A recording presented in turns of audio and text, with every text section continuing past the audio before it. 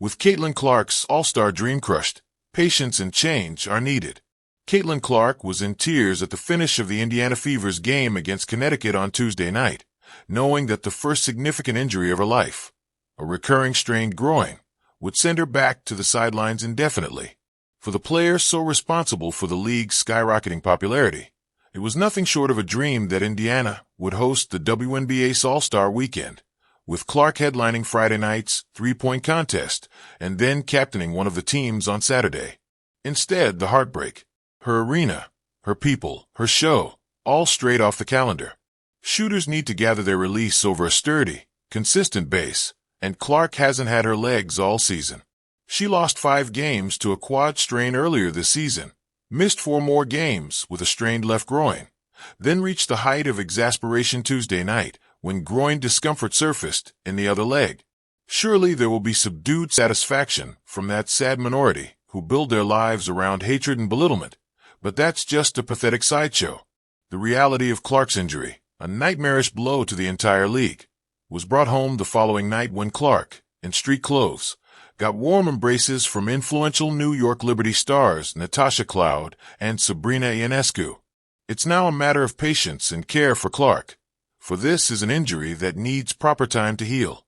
It's likely she tried to play too soon, and that she won't return unless she has full confidence in her conditioning. Always a source for sharp perspective, WNBA legend Candace Parker rated Aya Wilson, Nafisa Collier, and Brianna Stewart ahead of Clark as the league's top players at the moment because they play the complete game with no significant flaws and strong measures of leadership. Clark drew the number 4 rating, ahead of Kelsey Plum and Ionescu, with Angel Reese well down the list. In Clark's case, it sounds about right. Ionescu is the league's best guard now, relentless in her ferocity on both ends of the floor, and Paige Buchers isn't far behind. Clark's second-half mission will be to make drastic improvements in her three-point shooting, an inconceivable 7 for 49 over her last 7 games, and turnovers, leading the league at 5.1 per game. Reese almost deserves her own category. A 15-rebound performance is strictly routine for her, and her uptick in scoring is all about maximizing her strengths, virtually dismissing outside shots, where she has little touch, to perfect a face-to-basket game that balances delicate bank shots and clever passing. She's also a global icon on the culture/fashion front, admirably putting it all together on a terrible Chicago Sky team. Clark has too much humility to speak it out loud, but Fever coach Stephanie White draws a plausible correlation between Clark's injuries and a league gone mad with defensive brutality. A typical possession finds her frantically double-teamed, often unable to dribble her way out of traffic, and a number of episodes revealed officials completely oblivious to the golden rule, freedom of movement, that makes basketball so compelling. Ionescu and Plum are just 2 stars who get shamelessly bumped and slashed on drives to the hoop, but Clark has become the focal point. ESPN analyst Rebecca Lobo made a point of it during one of Clark's possessions against Dallas last week. "There's a grab, there's a hold, there's another grab," said a clearly annoyed Lobo. "I mean, all of those are fouls. Every single one of them." Somewhere along the line, the WNBA refs decided to allow hand-checking, long banished in the NBA, hard body checks, and defensive holding, all of which has forced players to shoulder slam their way to the basket, also illegal. Games generally unfold in a pleasant manner, but once physicality becomes the strategy of choice, things turn ugly in a hurry. This is an easy fix.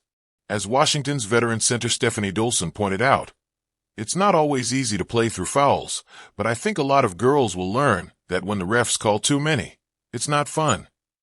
A radical league directive wouldn't work right now. Too many refs and players would ignore it, but if freedom of movement demands are strictly in place at the start of next season, a measure of order could be restored. In a very short time, the Valkyries have shown they can play every WNBA team straight up. So that's mission accomplished for this first season, whether they make the playoffs or not. They've already established high standards for relentless defense and selfless play, and Chase Center's joyous gatherings are a fixture. Coach Natalie Nake's biggest concern is establishing a tight rotation with one of the league's deepest rosters. All-Stars on the rise. Baseball's All-Star Game was a smash hit, right down to the home run contest that precluded extra innings. And if you're wondering why the likes of Aaron Judge, Cal Raleigh, and Shohei Ohtani weren't involved, it was a matter of caution. Managers fearful of players just sitting around, if not leaving the stadium altogether, after being removed in the middle innings, then having to crank up their swings much later at the risk of injury. Torpedo bats? They were all the rage in April, and Raleigh has used one throughout his record-breaking season with the Seattle Mariners, but the seas have calmed. Too many players have tried them out and concluded, sorry, not for me. The ABS system found just 5 challenges throughout the evening, 4 of them successful, all executed in great haste. No problem here if it becomes part of the game next season. Most pitchers don't like talking to anyone during a start, so why the hell were they mic'd up during the All-Star game? Tarik Skubal looked ready to rip the thing off. Clayton Kershaw made it work with pure congeniality, but he's the greatest guy in the world. Let's not see it again. This also must go. MLB's insipid idea to have a cameraman run onto the field during play, say, on a home run trot, to get that special close-up shot. What an unbelievably dumb look. Trotting along with the camera at crotch level. He looks like a guy trying to catch a bus and take a leak at the same time. Final words. What's most impressive about Jacob Wilson's .327 batting average as the A's launched the second half?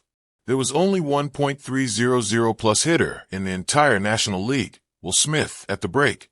I was part of the Chronicles coverage team for the 2000 U.S. Open golf tournament at Pebble Beach, watching Tiger Woods craft a performance widely described as the greatest ever on tour. That's a rock-solid argument. Woods was the only player to finish under par, and he won the tournament by 15 strokes.